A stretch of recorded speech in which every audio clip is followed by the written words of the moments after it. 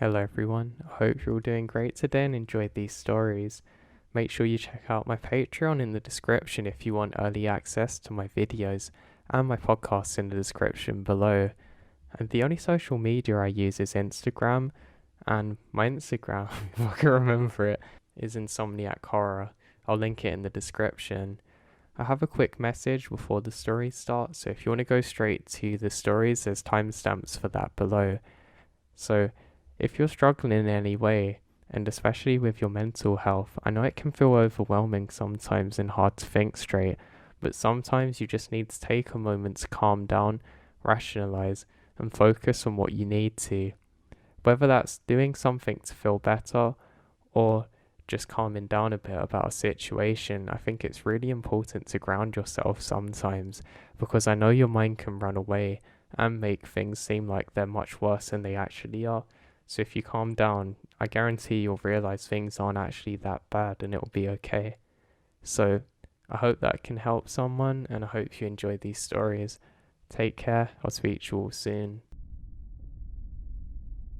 I'm someone who's not actually from America writing this, but my similarity is that my father was a ranger of sorts, or our equivalent here. Now, I'm somebody who did something I didn't really admit to my dad originally.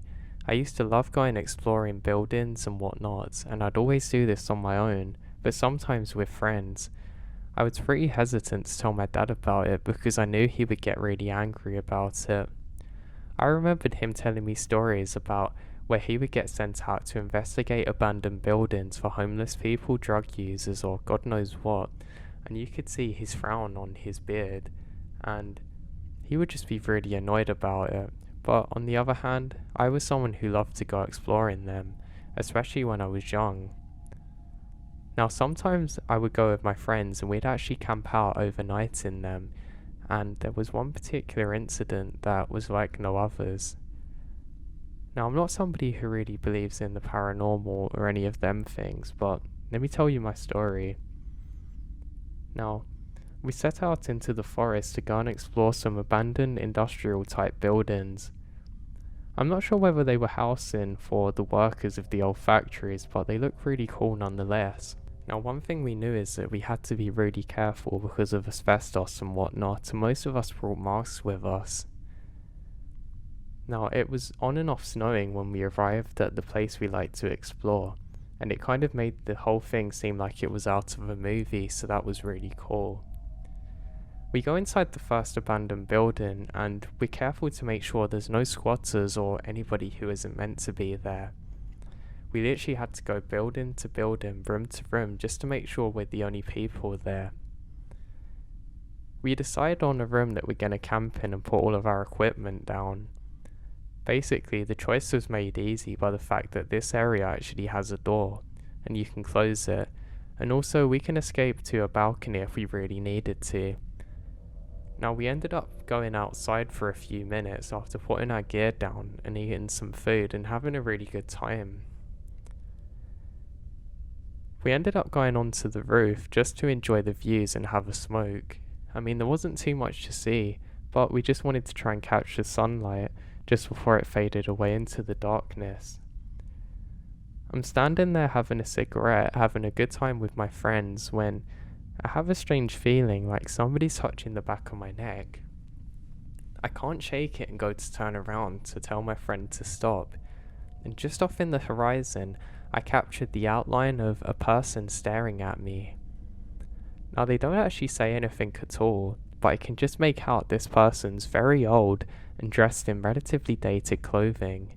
It looks like they're wearing clothes from the 70s with the jumper and whatnot, but I think, oh, it's probably just a homeless person. I tell the others and say that I kind of want to go, but they're adamant that we should stay in there. I ended up putting out the cigarette and agreeing, because I know they're probably not going to know what room we're actually in or not. So we end up going back into the room, and we close the door up. We have a general tidy up and set up our sleeping bags and everything else that we need to camp in there. We ended up getting our small gas stove going and start making some more food again. We have lots of candles with us, and I make sure I bring them because these are very important for heat. I light them one by one, and my god, that place got really hot. We've got all the windows closed inside the area that we're in, and you can really feel the heat. It's a good few degrees hotter where we are than outside, and this is important. But I know this will be an issue because when we wake up, the candles will have gone out, and so will the heat. So I make sure that I'm packed in with nice and warm clothes. I realise that one of the candles has went out, and I go to light it again. Just as I reach over, I can hear a rustling sound outside. I don't know what this is, but I go to investigate. I don't actually tell the others that I'm going because they're drinking a bit and they're not really bothered with what I'm doing. Now I look down into the darkness of the stairwell and decide this is not a good idea. I instead head up to the roof again to try and see what's around me.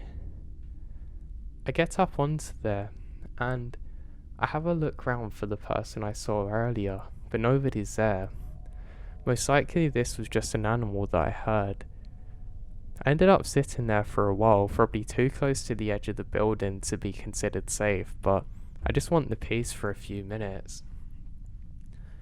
I'm here collecting my thoughts and I hear one of my friends whisper to me, "Watch out for the animals, kid. You could lose your life if you're not careful here." I turn around to speak to my friend and I realise nobody's there. I look to my right and quickly run over to the side of a block that's on top of the building. I say, "Hey, I know you're here," and stop mid-sentence as I realise I'm standing on the roof alone now. Now, I'm not entirely convinced or not whether I actually heard this or not, because maybe I was already a little paranoid expecting to hear something, but this was weird, and why was I addressed as kid? I was thoroughly freaked out, but I really don't want to scare my friends because I know if we come back at this time, my dad's going to know something's up, and I'm probably going to have to lose some of my expensive equipment here. So instead, I quickly go down. Now I have to go down about 5 or 6 stairs on the stairwell, and when I take my first few steps, I realise how cold it is and I really need to get in now. As I'm walking, I can hear my footsteps being traced behind me. Now, I was walking relatively quick, but I realised as I picked up the pace, the steps behind me also follow. Now for a moment it felt like I was in a nightmare where I'm on an endless stairwell being chased, but I didn't stop long enough to actually convince myself that this wasn't the case, and I just keep going. I'm not entirely sure whether it is my footsteps echoing or not, but they just seem slightly out of sync with me, if that makes sense. I eventually make it back, and funnily enough, my friends don't realise that I'm gone. They thought I'd just been sitting in the other room on my own, and I decided it's best not to say anything. Now we still have the candles glowing as everybody starts to drift off to sleep, but of course not me. I'm still pretty freaked out by what I saw and what I heard that day. My eyes are glued on the door. It didn't occur to me at the time, but we forgot to actually barricade the door, and it was almost half ajar. But I'm not joking, I was too scared to actually go and close it. I laid awake for another good 2 or 3 hours, half asleep, but just aware that something could happen when I hear a growling sound. Now, everything in my body was telling me this is some kind of demon and we need to watch out. But then I realised it was one of the most scary sounds you can hear out in the wilderness. It was the sound of a wolf. It sounds like it's close, maybe 1 or 2 floors below us. I very slowly and carefully get up, close the door and push a chair up onto it, and I remain still. And I'm certain I can see the silhouette of something moving past a window. Now it's a very inky silhouette, but I'm sure this was a wolf going past, slowly looking from room to room. I slowly edge my way backwards and call my friend Edgar, saying, Edgar, wake up please, there's something wrong." And he slowly wakes up saying, "What's wrong? Why is it so hot still?" He then says, "God, why'd you wake me up?" I say, "Stop, I think there's wolves." He suddenly darts up, realising the danger. He quickly looks towards where I am and makes his way over, and we both see a dark, inky figure, roughly 3 feet high, come towards our door and sniffing sounds. This is then joined by another 2 or 3, and we can hear growling sounds again. My friend decides to knock on the window to try and scare them off, and we can hear at least 5 or 6 of them growl and then start to bark, and of course our other friends wake up. God, I don't want to die like this, I tell my friend. He says stop, and I quickly go and grab a knife. My friend then goes to grab another weapon and everything else we can find to defend ourselves with. Now we quickly move all of the things we can to barricade the door in, and my friend considers calling out for help, but that's a problem. If we make that call, we're probably going to get arrested and put others' lives in danger. Maybe we should just wait it out, my friend says. We're exploring the options now. We can go across the balconies and balcony hop, but it's pretty stupid because if there's not any doors in the other areas we're going into, we're literally going to be going right into where the wolves are. I have another idea. I quickly take all of the food that I can find that we've stupidly left around and throw it as far across the other balconies as I can. I actually did quite a good job at this, and I'm sure this must have distracted them. Relatively convinced that we're a bit more safe now, I go to barricade the door further when I realise that there's one of the wolves sitting there patiently waiting for us to come out. One of the problems with this is that they'll be extremely patient and they're a lot more intelligent than what people give them credit for. Now, even if we try and come back in the morning to exit through the same door, they're probably going to be waiting there nearby to come and get the food or us. Now, at this point we don't know how hungry they are, and we know we're in grave danger now. Now, the decision we make is one that I hate. We can't risk escaping, we literally have to just hold put in here for as long as our supplies last. Now, we decide that we have to go to sleep, but one of us stays on guard. My friend Edgar volunteered to do it, waiting near the door with a knife, and I must have fell asleep for about an hour or so. When I wake up, he's still there, and luckily there's no signs of the dogs. Now, we get to the morning and we have no idea whether they're still around or not. We decide that we should probably make it onto the roof because we think maybe they're going to be too scared to actually follow us up there, and if we really need, we'll get good signal to call for help. Now, I'm not so sure if this is a good idea or not because it effectively traps us up there, but if worse comes to worse, we can just about make the jump to the other building, which I know now is very stupid, but we weren't necessarily thinking rationally during this situation. So, we decide that we have to go for this, just to try and get a vantage point. So, we pack up all of our things and leave the candles there because they've already burnt themselves out. I grab a knife and so do my buddies, and we're all ready to fight for the death. Edgar bravely opens the door slowly, and thankfully there's no signs of any wolves around. We then take our absolute first steps onto the staircase, and we can hear a horrifying growl and bark coming from just below us. We all sprint immediately up the stairs. We're convinced that we're not going to make it. We kept on running and running until eventually we make it to the very top, and my friend Edgar quickly throws something onto the covering. We still have no idea what level them wolves are on, but they were definitely still there.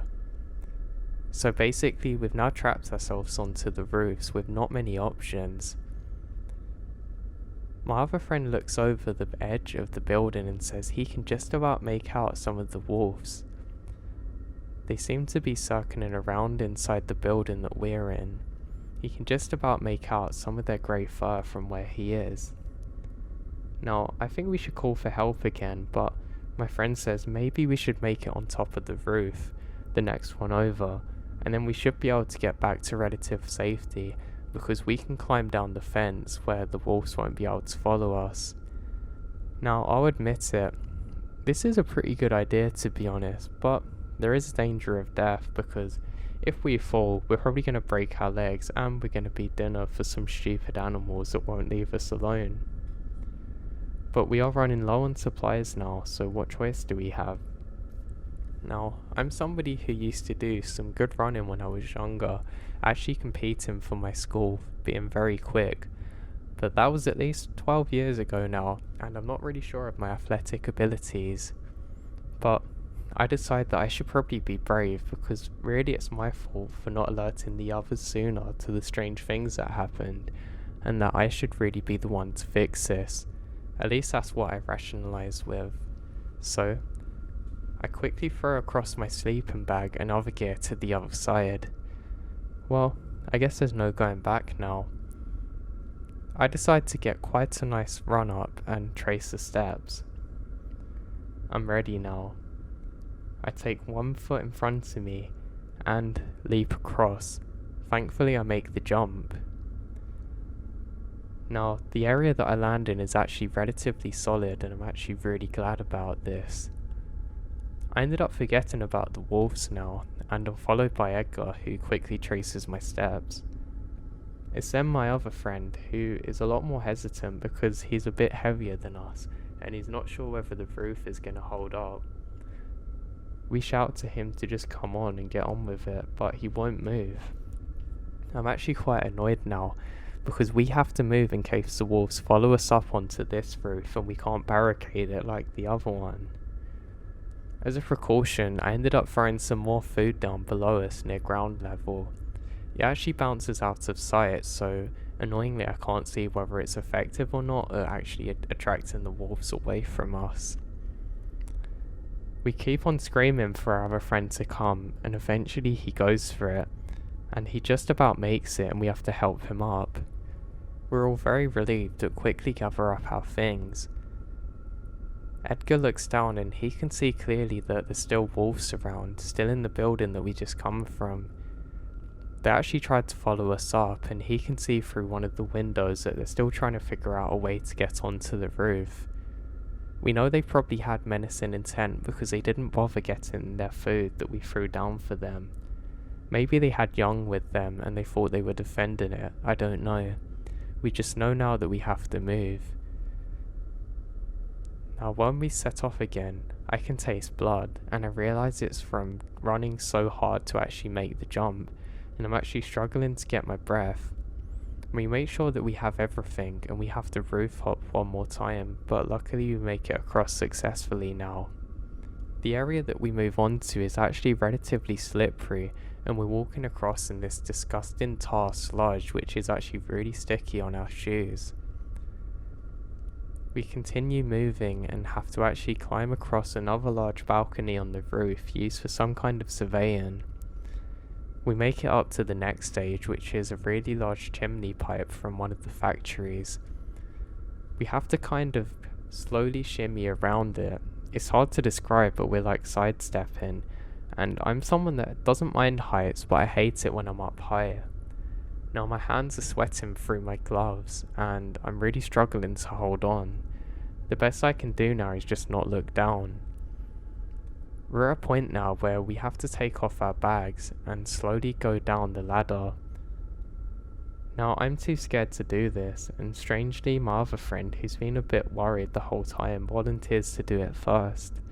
I think now he was probably doing it just because he knows it's a map to safety, but I'm glad he's offered. He starts climbing down the 40 or so steps and makes it to the bottom. We throw our bags down next to him, and luckily the roof doesn't give way. We all make it down safely, and now we're not far off where we need to be. There's one last fence we have to scale down, but to our horror we realise that they have some anti-theft and whatever you call it climbing paint all over this area, and there's spikes and things. This now means that we're not really with many options other than calling for help. We have a break again because we're sure we're away from the wolves, and I ended up spotting a break in the fence. There's an area that leads to trees, and next to a main road that I'm sure we can make it to. We don't really have many other options, so we have to go for it. Now there's no easy way down from where we are, but I realise that we can quite easily jump down without getting too hurt as long as we roll. I volunteer to go first. I look around to make sure there's no wolves or any other danger, and I go for it. I ended up sliding funnily because the ground was pretty wet from some snowfall, but I make it okay. I immediately jump to my feet and grab the knife just in case anything comes for us. I'm quickly followed by Edgar and my other friend. We took one moment to look at each other, me and Edgar, and we then sprint towards the fence. I slide down first, then grab my bag through, followed by Edgar and my scared friend, and we've made it. The wolves are no longer going to be able to follow us here. It's too dangerous for them, and they're not going to get through the gap because obviously they can't lift it up. We're very elated that we've managed to make it out of there in one piece. While we're on the way home, I stop and say, "Hey, Edgar, have you seen my tent? I brought this with me in case of emergencies. It's a very small foldable one," and he says, "No." "Oh no, I'm sure you've left it on the roof." I curse myself because I know my dad's gonna kill me because he bought that for me very recently and it wasn't cheap. Now on the drive back, I can't stop thinking about what happened. None of us are talking, just in deep processing of the whole event. But one thing that really stands out to me is I have no idea who spoke to me on that roof or who the person was I saw opposite that time. I didn't really mention it to the others in full details. I knew they probably wouldn't believe me, but what was that? I'm not somebody who really believes in guardian angels or any of them types of things, but I don't know what else it could have been. I do know that situation could have ended horribly, and I'm glad to say that put an end to my urban exploring days. Now my dad did end up being relatively annoyed at me for losing the tent, but he just asked how my trip was, thinking I went on a regular camping one, and he was just glad to see me. I was out camping with a cousin of mine, and I was asleep in my tent. In the middle of the night, I felt something touching and slithering on me. I ignored it at first, believing that I was still home and my brother was annoying me, but then I finally realized and woke up to see a giant caterpillar. It's still one of the scariest things of my life. When I was a teen, me and two friends went camping and woke up in the middle of the night to a knife scraping along the sides of the tent at around waist height. It went on for probably about a minute but felt like a lifetime and then stopped, and we waited for maybe an hour and left without packing. Later that week we found out one of our friends that we hadn't invited had followed us, but we don't know if it was her. I was 10 or 15 miles into the backcountry wilderness with a friend on a multi-day backpacking trip. We were trout fishing for our supper on a small stream fairly close to the timberline. Seemingly out of nowhere, a game warden on a horseback materialized a few feet from where I stood. He dismounted, marched right up to me and demands to have a look at the contents of my krill. It wasn't a problem, but was very unnerving. The way that he apparently stalked us and snuck up on us. My friend and I weren't novices at being in the backcountry, so we're both a bit humbled at how this man had tried to ambush us, especially given the sharpness and the sparseness of the vegetation available to cover his approach. My heart was racing for quite a while after the encounter, and I vowed that I would get better at maintaining situational awareness. He was a good man though. Turns out I did have a fish that was a bit outside the size limit due to my misunderstanding of the regulation of this particular stream. The game warden had advised me that I need to get the fish on the fire and eat it tonight. He would have been within the rights to cite me and confiscate my fishing rod and tackle, which would have really stunk.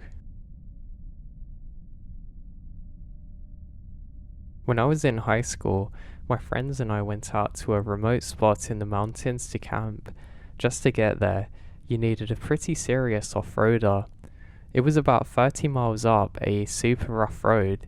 There were river crossings, huge boulders in the road, and tons of sand.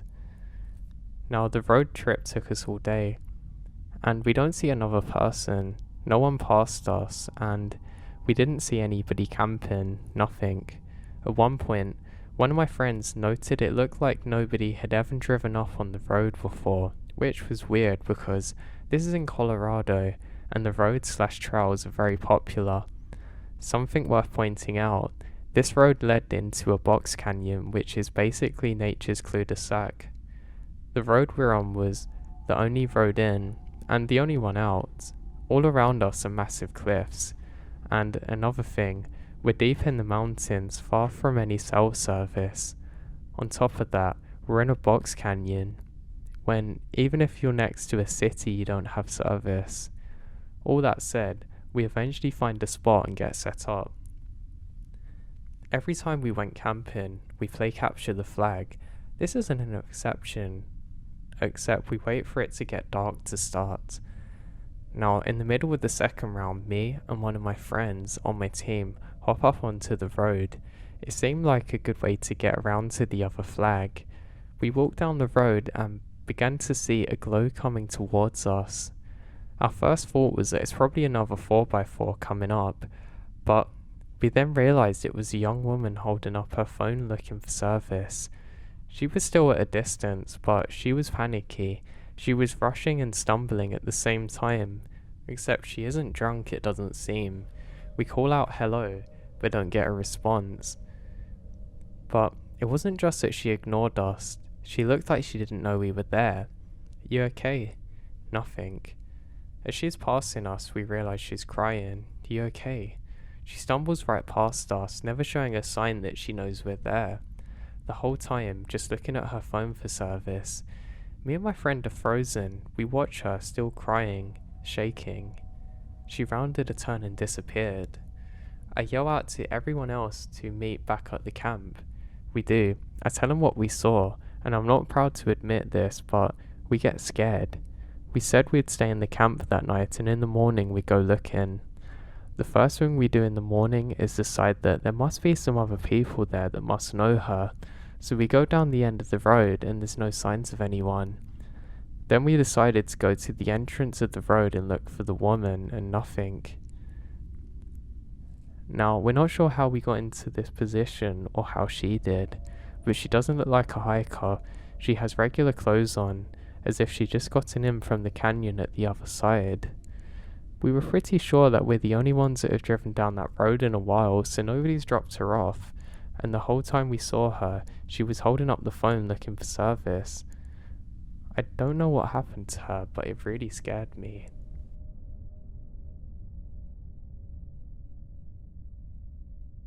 Years ago, my girlfriend and I were teachers, and in June of each year, we would take a group of children camping. We had a 12-person tent set up on our site, which was right next to a small lake. The site included a picnic table and fire ring. Part of the trip was telling campfire stories about Jersey Devil, since the campground was located in an area where there had been many sightings over the years.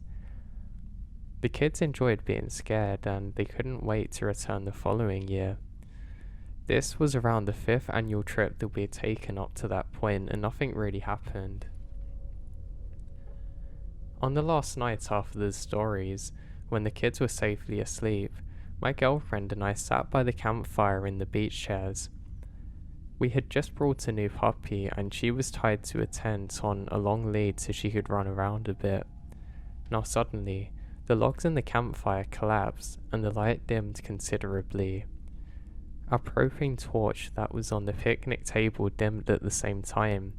It became virtually pitch black, and that's when the dog starts to growl.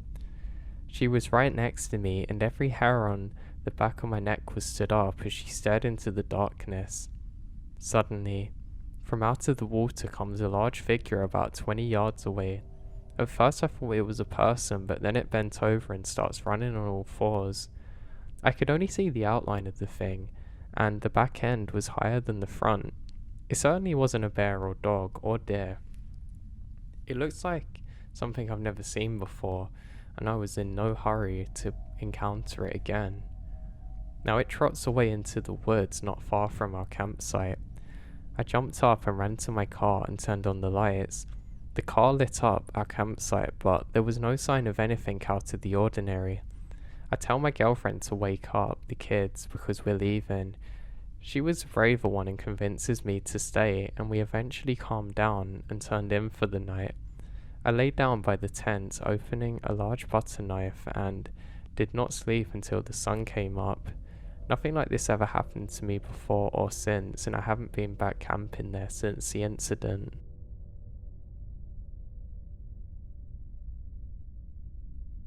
My family moved from upstate New York to a small town near Brenderton, Florida. I moved with them. Their house is in a wildernessy neighborhood that hadn't existed there for too long.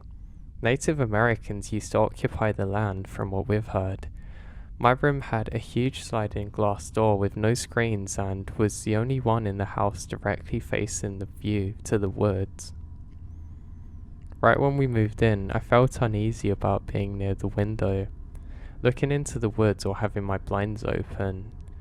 A few weeks after moving in, I started having what I think are night terrors. I would wake up screaming and think something was in my room trying to get me. I've never had this happen since, even as a child. It's freaky and unnerving for both me and my sleeping partner. I started hearing knocking on my window at night. Now at first I thought I was hearing things, but then I started getting really freaked out. I always ignored it and never went up to the window, looked inside or opened it.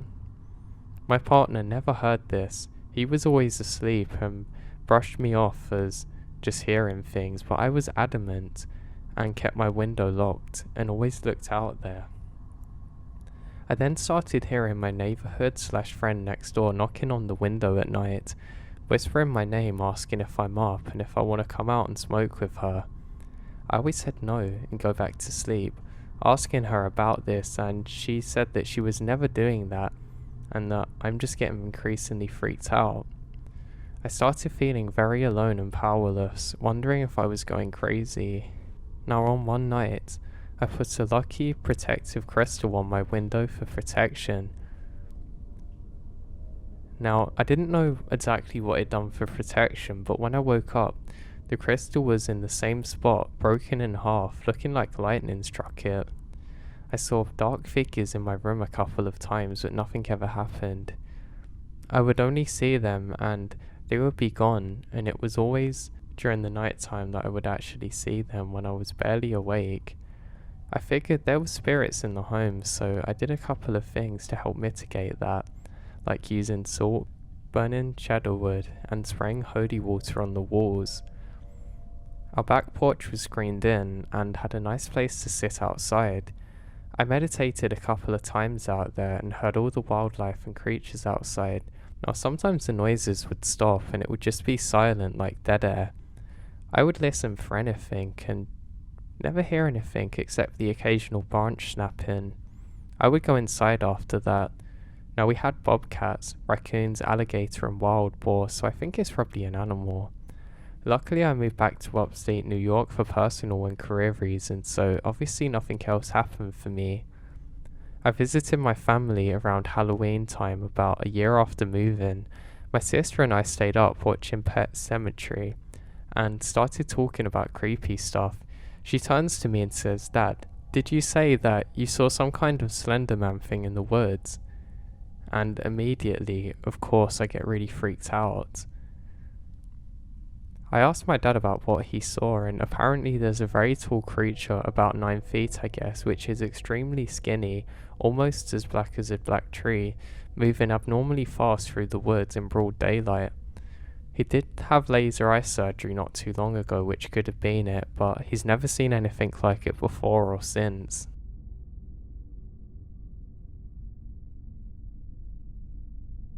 Now this isn't my own experience, but my mom's, and the reason she didn't let any of my siblings and I go camping. She had gone camping with her friends sometime in the 80s. It was the first time she'd ever gone and didn't know exactly what to do with camping really.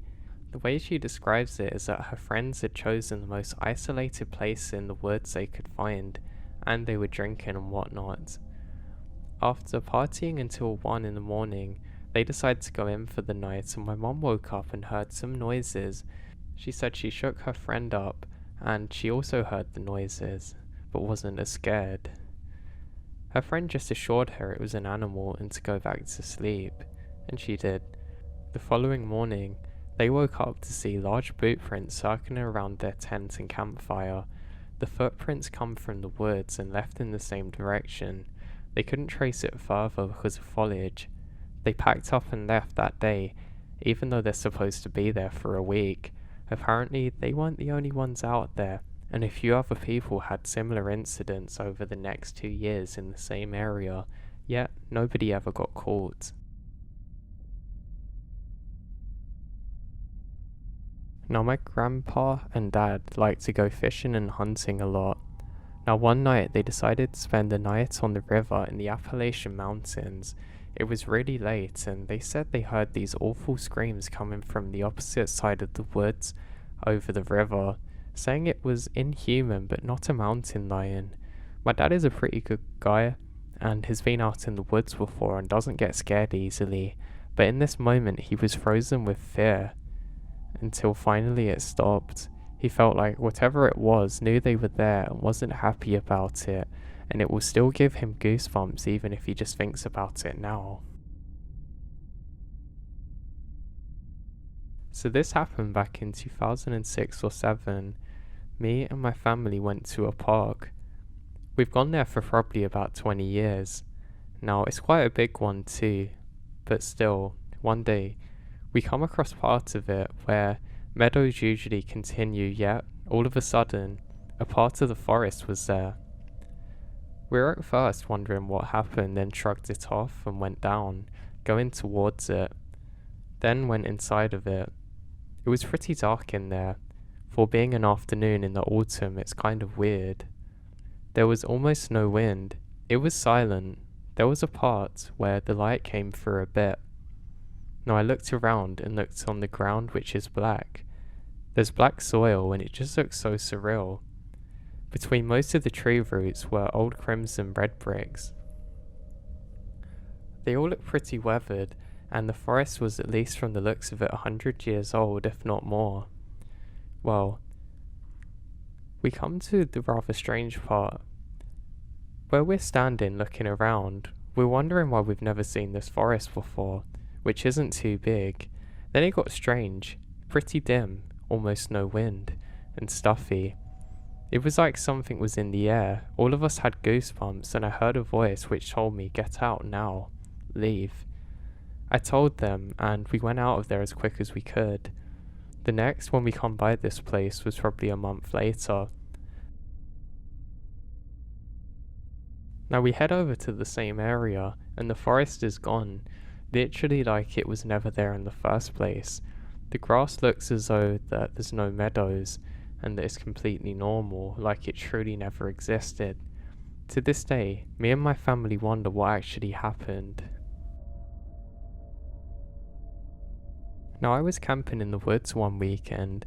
When I got up in the morning, someone had made a cup of tea and partially drank it and left it next to my fire. I was solo camping, by the way. So let me describe how the woods are shaped. I was in the same woods that I've described before, the friendly woods. I talked about it in the past in other posts, but I need to share a bit about it. It's about half a mile long with about 150 yards thick between some houses and a not very busy road. Sometimes I feel like somebody's watching me there, but I've never had a weird experience until now. Anyway, I'll get into it. Over the last weekend, I wasn't in the forest as I had some work to do and was overall too busy to go out and spend some time alone in it. Last Monday, I walked into my little camp and I find it trashed. A makeshift camp I made was wrenched apart. A neon signpost saying camp with my name was cast over 15 feet from the ground it stood in. The entire wall of the cabin was torn down, and some guidelines holding the tarp on the top of it were cut. There was no storm, which is really bizarre. Strange, I thought maybe some teenagers decided to do it. Now the damage wasn't anything I couldn't fix. Today I was splitting some wood and carving into pieces for a game I play with some of my friends, and I took a break and texted a friend of mine for a bit. We talk about the forest and I tell him that the forest I was in was not scary, but I feel safe there. Just as I press send, about 50 feet behind me, hidden behind a hill, I hear a horrifying scream. Not a fox, I've heard those before, not a human, but more like a woman being murdered with a car screeching to a halt. But not either of those. I turned around and grabbed a knife off my belt. It was strange. Just as I tell my friend that I'm not afraid, I hear a scream.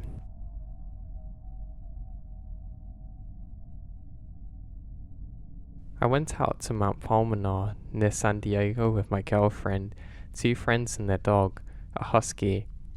One of my friends had seasonal jobs in National Park Service. He's very into the outdoors. He knew of a staging area that the utility company of the area had up there in case they needed to store equipment of any kind.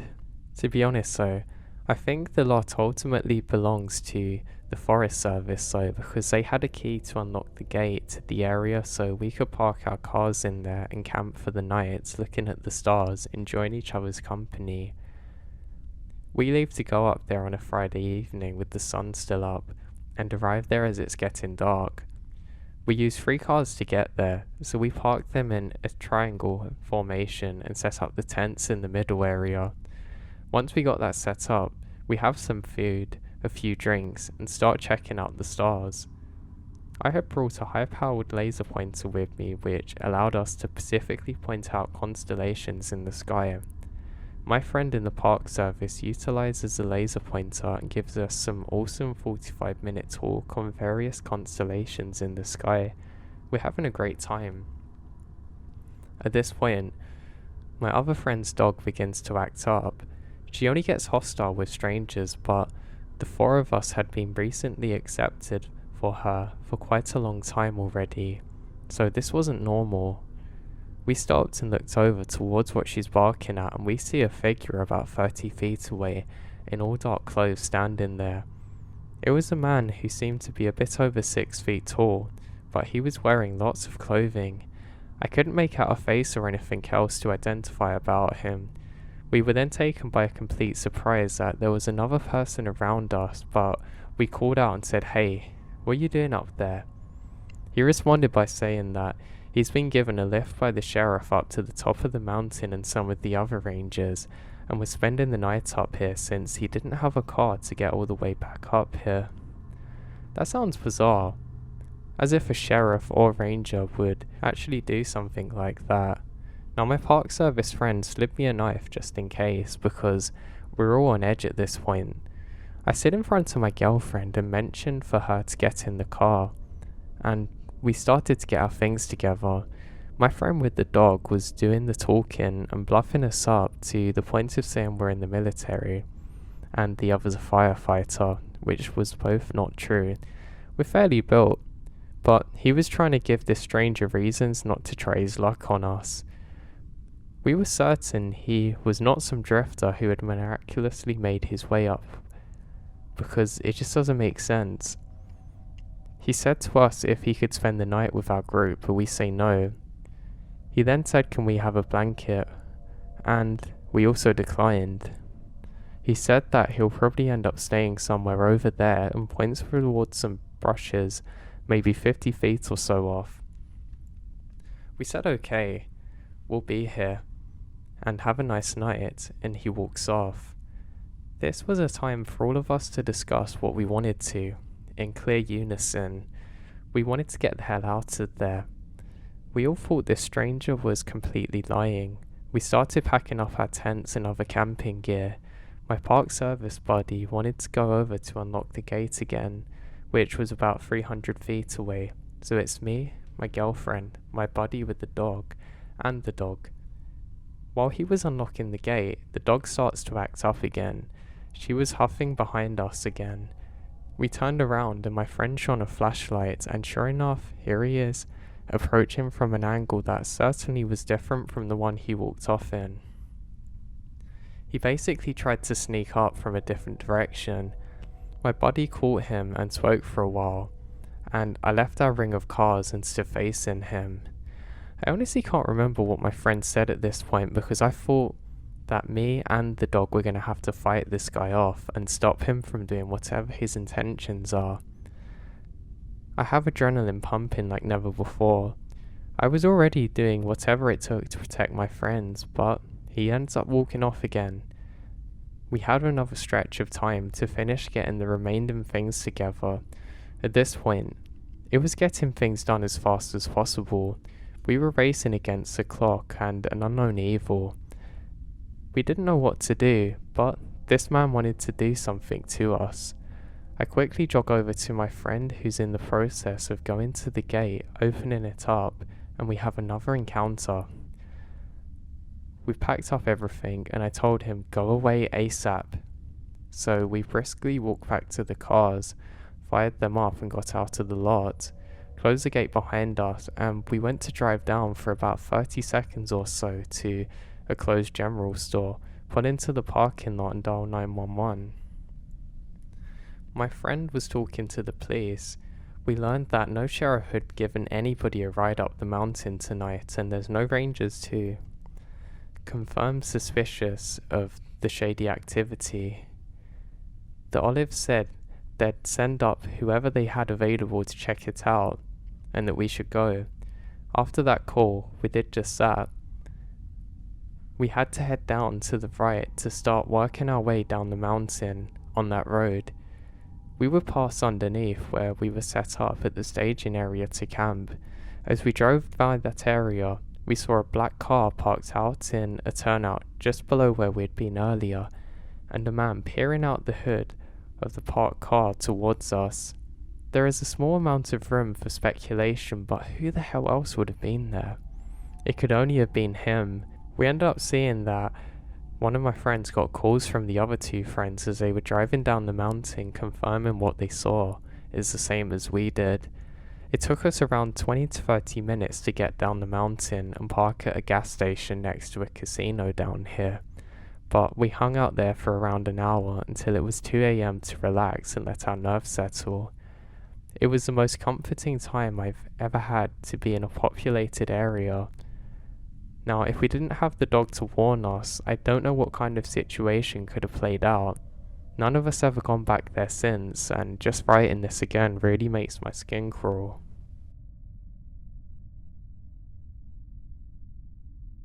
When I was a kid, like 12 or 13, I was camping with ventures. They're kind of like Boy Scouts, but no parental supervision. We're in a huge national park. I mean, a group of 7 of us, all about the same age of 12 to 15. We had a 4-night/5-day hike camp planned out, and the parents all knew our route and were expecting us back. All of us, despite being young, had multiple years of camping experience and been on between 3 or 15 camps. The trip started out pretty awesome. We made camp the first 2 nights at our desired sites, and it's beautiful out. And we got up to the typical fun that kids get up to. 3rd night, all 3 of our planned sites have people in them, and we end up setting up, maybe a little too close to a group of other campers. We set up our kitchen, make dinner, got a fire going, and then people started hanging out at our camp. Now, to explain our ages, the oldest is 15. Now, the group that's decided to mingle with us is early 20s or so, and it starts out really friendly. We're talking about camping and other things. We refuse the friendly offers to drink, and then the pushy ones get annoyed. And being as young as we are, we're less than tactful about asking to be left alone. Voices are raised, and they ended up leaving our site. Then we turned in for the night. I remembered hearing their drunken revelry as I fell asleep. At some point in the middle of the night, I woke up to screaming and noticed my tent is being violently shook. I grabbed my flashlight, shoeless and disorientated, and took in the chaos. At least 10 fully grown adults were in our camp, breaking our tents, throwing stuff around and screaming. It ended up devolving into a fight, with me and 3 of the boys I went in with getting beaten badly. I don't remember how much of the assault went on before it ended, but apparently when things were dying down, They were saying super creepy stuff and threatening the girls. We packed up and left before the sun rose and walked the first couple of hours by flashlights. They'd stolen most of our food, our Coleman stove, and a lot of our things, and some of the girls' clothes too, which is really weird. So at this point we're in the middle of our hike and still had another day or so ahead of us, and we had further sleepless nights in the woods before making it back.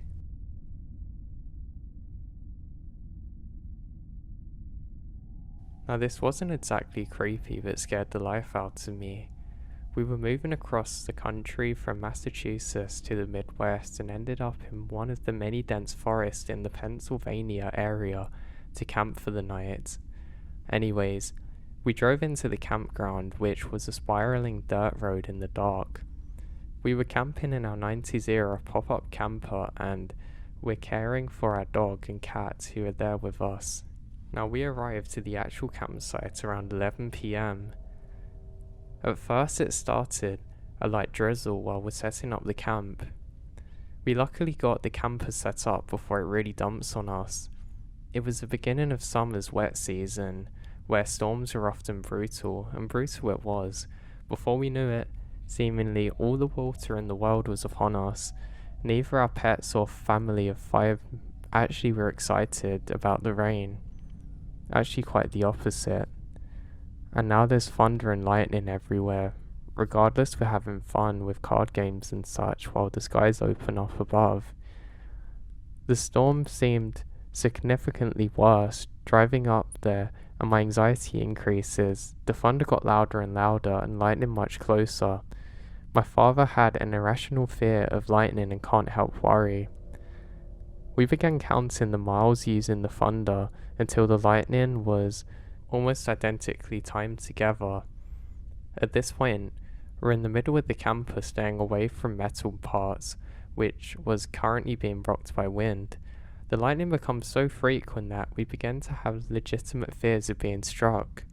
All of a sudden, we smelled the strong odor of copper, and then the loudest thunder I've ever heard in my life, directly next to our flimsy shelter, splintering everything around it. After that, eventually the storm subsided, and we felt comfortable enough to go to sleep. In the morning, we left our camper to see severed tree limbs and discarded leaves, along with a tree not 10 feet from our camper that had been shattered. It's crazy how strong lightning is. I'm just glad we actually had the camper to take shelter in.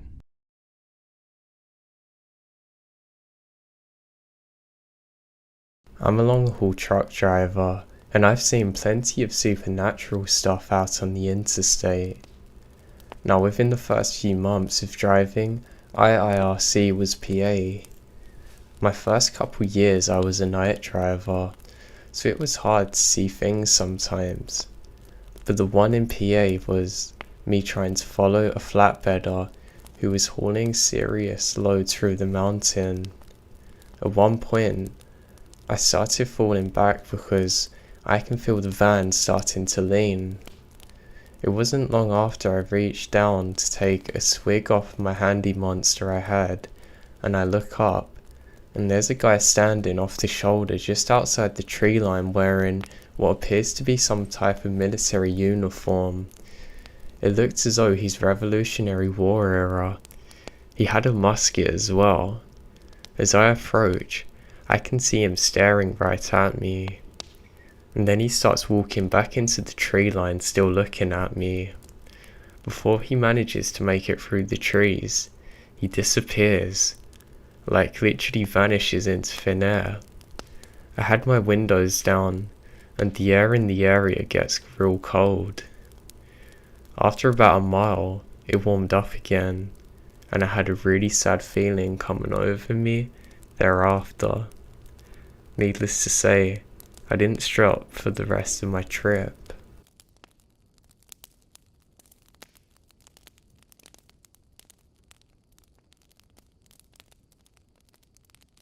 While driving in New Mexico, I've seen some things in the sky that I can't explain. Lights rapidly changing direction, taking off at blinding speeds, with no sound barriers being broken. I've seen lights hovering over the desert several miles off the interstate. Then it suddenly takes off and the light cuts out. Various shapes and sizes from what I can make out. I know military aircraft pretty well, and some of them better than others. And I know that there's no military aircraft that can do that. Conventional aircraft can't possibly either. The most vivid one would be at an off-ramp in New Mexico. I stopped to use the bathroom and decided to turn into a 15-minute break. As I'm stargazing, admiring how clear the stars are, I saw what looked like a formation of lights in the shape of a triangle lifting up off the desert floor, then taking off into the sky. It kept on gaining altitude until it disappeared. I looked down at my watch and noticed it's not ticking, so I pull out my phone and it's off. I turn my phone on, and according to my phone, it's been 5 minutes since my watch stopped. It felt like something out of a film.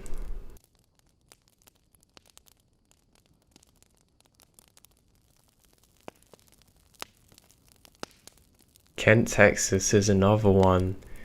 There's an old Chevron station, I think. Seems like FedEx drivers like stopping there in droves. I'm guessing it's a popular drop and hookup point for them or something. But one day I needed the bathroom, so I had to stop. I don't know why I didn't stop in the van horn, so I pull off and roll up to an empty parking lot across the street. Kent is an abandoned town. I walk up to the bush line and notice a makeshift fire pit.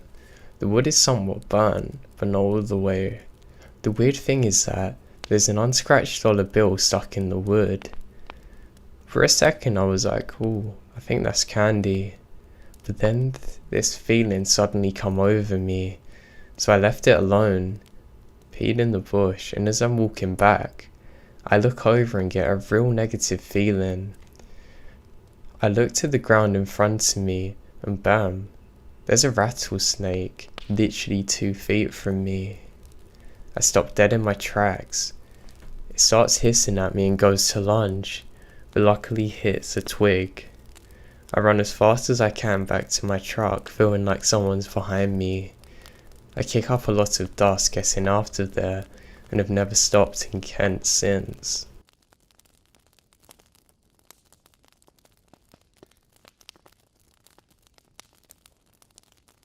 In Missouri, I stopped off at a ramp to stretch out and take a breather.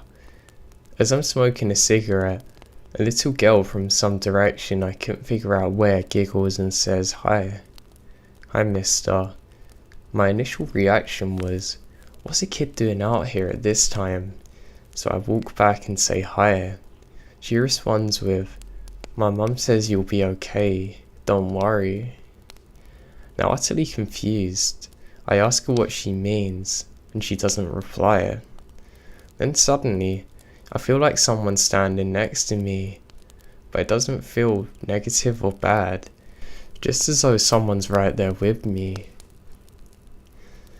Since it didn't have a negative vibe to it, I just finished my cigarette and left. Later on down the road, I realised that I forgot to fuel up at my last stop when the warning light came on, so I scrambled to look at my GPS and find the nearest stop. I find one and set the course. As I roll into the truck stop, my truck starts stuttering, and I barely make it to the fuel line before the truck dies. It wasn't until fueling up that I realised what had happened to me at the last truck stop, and it was terrifying.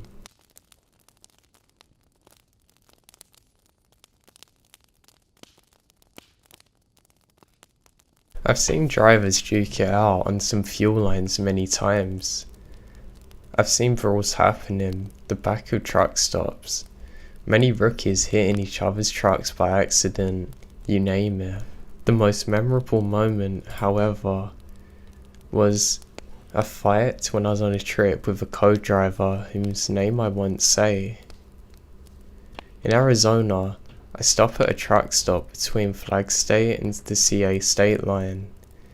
After an eternity, I finally get fueled up on the fuel line. I fuel up and go inside, getting a drink and food. I come back and the sleeper curtain is open. No co-driver. Lonely half hour goes by and he comes out. That's cool. He can take his time because I'm not gonna stop from here out.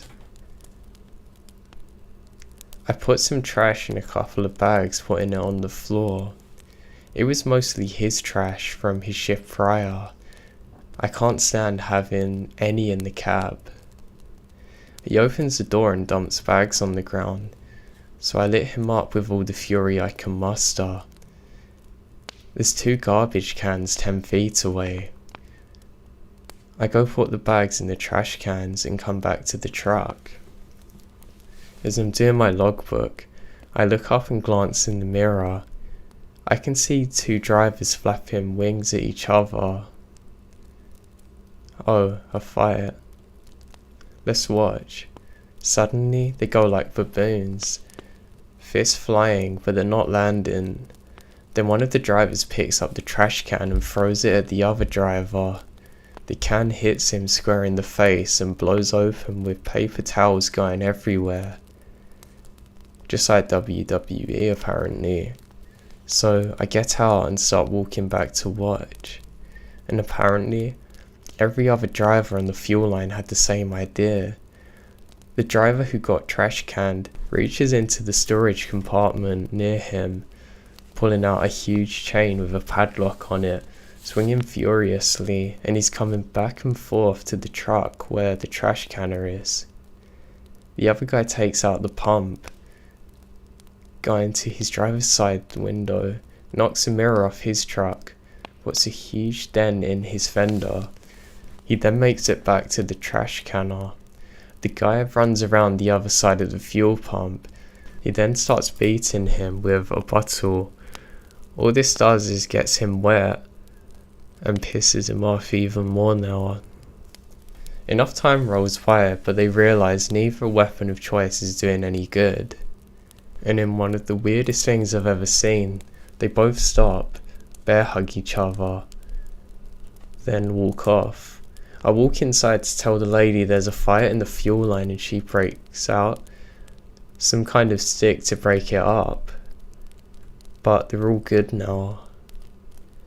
It's honestly the weirdest thing that I've ever seen.